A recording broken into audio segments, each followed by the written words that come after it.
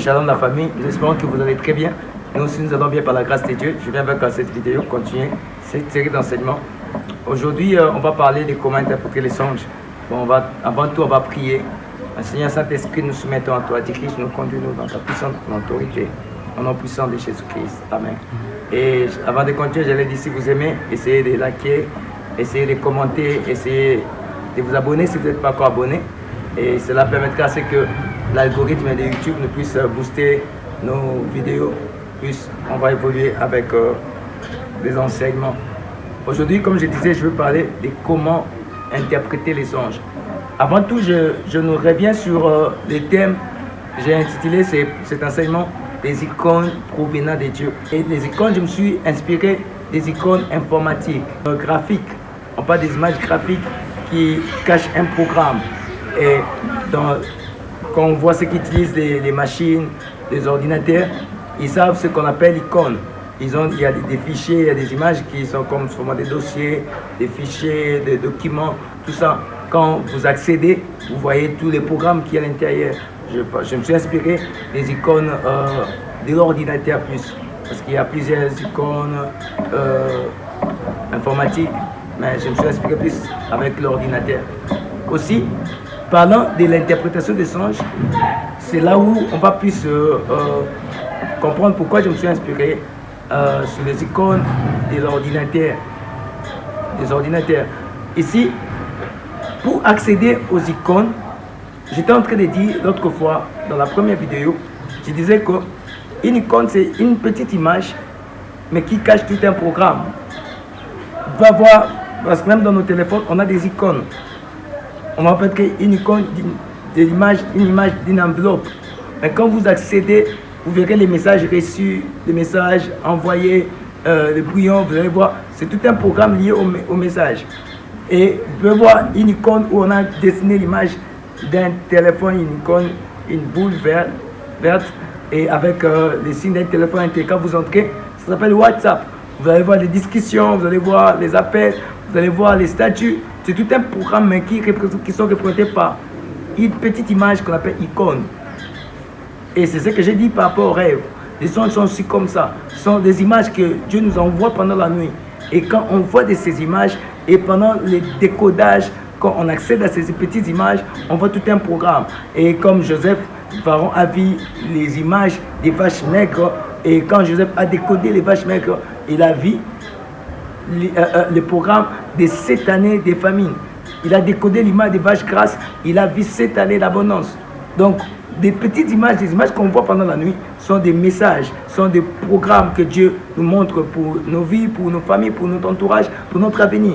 Et ces images, quand on les décode, on voit l'avenir. Et aujourd'hui, parlant des songes, je parlais aussi je suis en train de récapituler, je parlais des types de songes. On a des songes énigmatiques, non énigmatiques, les songes à moitié énigmatiques et à moitié non énigmatiques. En fait, parlant des songes énigmatiques, ce sont des songes qui sont codés. On voit des images, mais on ne comprend pas. Quand on décode, on comprend clairement. On a l'essence des songes. Quand je parle des songes des pharaons, des songes des pharaons, quand je les ai pas décodés, même les songes de Nabucodonosor, et je dois les a décodés. Donc, c'est ça, les songes énigmatiques. Les songes non énigmatiques sont des songes qui n'ont pas de décodage. C'est que tu as vu, ce que tu as vu, ça va s'accomplir comme ça. Et parlant des icônes provenant de Dieu, je suis plus dans la direction des songes énigmatiques qui demandent à être décodés. Et c'est ça plus l'important de cet enseignement. Parce que c'est là où ça complique un peu beaucoup de gens par rapport à l'interprétation des songes. Et je disais, pour accéder à une icône de l'ordinateur, on fait des doubles clics. C'est différent des icônes des téléphones. On ne fait pas des double clics pour entrer sur WhatsApp, mais avec les icônes de l'ordinateur, on fait des double clics. Et c'est ça le principe que je donne pour interpréter les songes aussi. Pour interpréter un songe, il faut faire les double clics spirituels. Et par les double clics, je parlerai du premier clic et du deuxième clic. Le premier clic, c'est ce que j'appelle la partie intelligente. Ça relève de l'intelligence, ça demande plus de l'intelligence. Et la partie, le deuxième clic, c'est une partie qui demande plus les spirituels. Il faut être spirituel pour entrer dans le deuxième clic. Le premier clic, c'est le domaine de tout le monde. Tout le monde peut accéder à ces dimensions, à ces directions des premiers clics. Voilà pourquoi je disais dans notre vidéo, essayez de suivre, vous verrez, je parlais des vers auprès de qui il faut aller pour chercher la bonne interprétation des rêves. Parce que tout le monde peut te donner l'interprétation. Pharaon avait des sages, des magiciens qui pouvaient lui donner l'interprétation. Et aussi les rois Nabuchodonosor avaient des astrologues, tout ce monde, parce qu'ils savent, ils pouvaient donner l'interprétation des songes. Mais ils arrivaient à un point où ils étaient limités. Parce que là, ça demandait plus question de l'intelligence.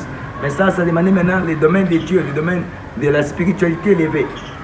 Et ce qui a fait que Joseph a décanté cette situation et Daniel a aussi décanté. Voilà pourquoi je parle, là je vais aller dans le deuxième clic. Dans le premier clic, c'est le domaine de tout le monde.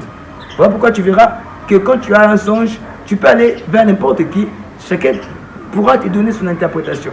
Je disais, essayez de suivre la vidéo, je disais vers qui, suivez ça, tapez vers qui avoir la bonne interprétation des songes. Et vous allez voir ça, j'ai expliqué ça. J'ai dit, il faut aller vers quelqu'un qui te donnera la pensée de Dieu. Qui au-delà de l'intelligence, il pourra te donner la pensée de Dieu. Les songes, c'est comme la Bible. Quand nous lisons la Bible, chacun de nous a la compréhension de ce qu'il lit. Et voilà pourquoi certaines personnes, en lisant la Bible, ont fait beaucoup de bêtises parce qu'ils ont une mauvaise compréhension ou soit on les a mal interprétés. Certains prédicateurs ont mal prêché la parole de Dieu dans leur compréhension et ont induit les peuples en erreur. Et si aussi on te donne une mauvaise interprétation, tu vas être induit en erreur. Et voilà pourquoi la partie intelligente, c'est ce que tout le monde peut faire et peut accéder. Et le premier clic, pourquoi j'ai dit c'est la partie intelligente? Parce que ça consiste d'abord, à définir les images que tu vois. Pourquoi définir les images? Parce que les images qu'on voit pendant la nuit ou pendant le sommeil sont des images qui sont familières à notre compréhension, à notre intelligence.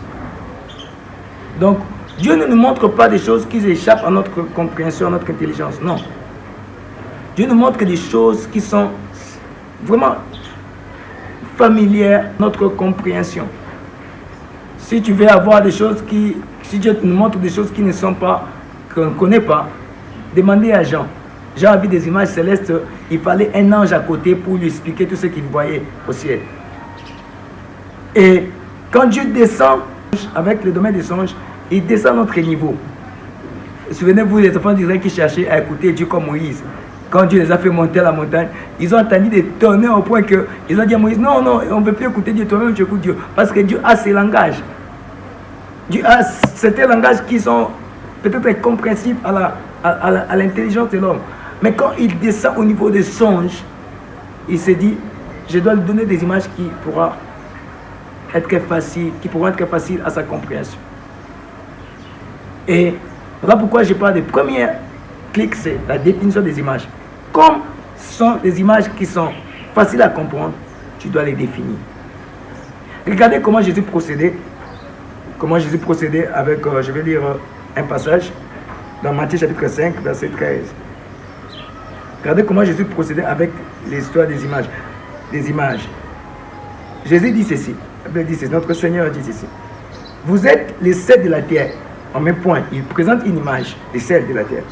Regardez là-dessus, il dit, mais si le sel perd sa saveur, avec quoi la lui rendra-t-on? Il ne sert plus qu'à être jeté dehors et foulé aux pieds par les hommes. Il présente une image des sels de la terre et puis il définit cette image. Il montre que l'important du sel, c'est sa saveur. Et il descend encore verset 14. Il dit, vous êtes la lumière du monde. On met point. Il présente une image et puis il définit cette image. Il continue, dit, une ville située sur une montagne ne peut être cachée. Et on n'allume pas une lampe pour la mettre sous les boisseaux.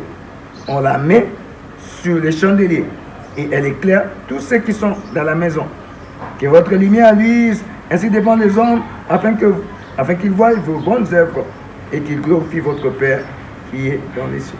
Il a donné une image et puis il a défini. Donc, la première chose à faire quand tu vois une image la nuit, pendant le sommeil, cherche d'abord à définir cette image.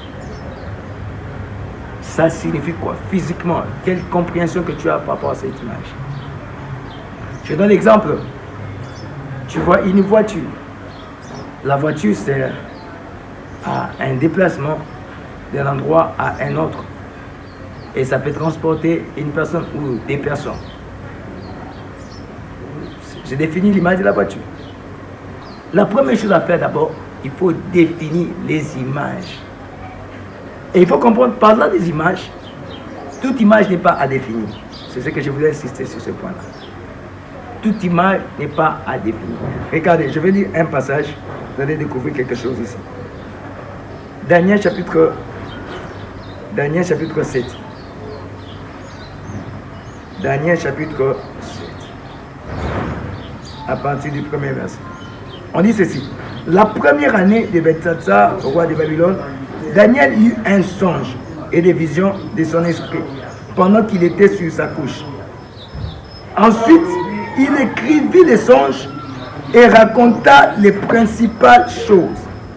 On dit il écrivit les songes et raconta les principales choses. Donc dans le songe, on a les principales choses et les secondaires choses, on a les tertiaires choses, on a, je peux dire, aller plus loin. Donc, quand on rêve, on a des images qui sont trop fortes, qui sont vraiment frappantes à l'esprit, qui troublent directement notre esprit. Et ce sont des images qui sont des images principales. Ce sont des images d'abord à définir.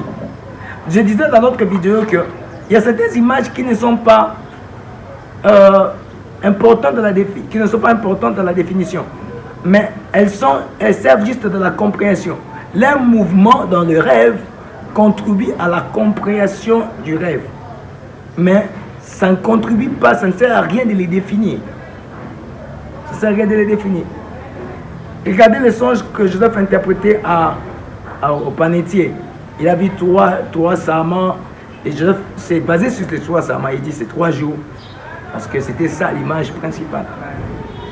Donc il faut d'abord détecter l'image qui est principale dans les songes. Et toutes ces images principales, vous pouvez maintenant les définir.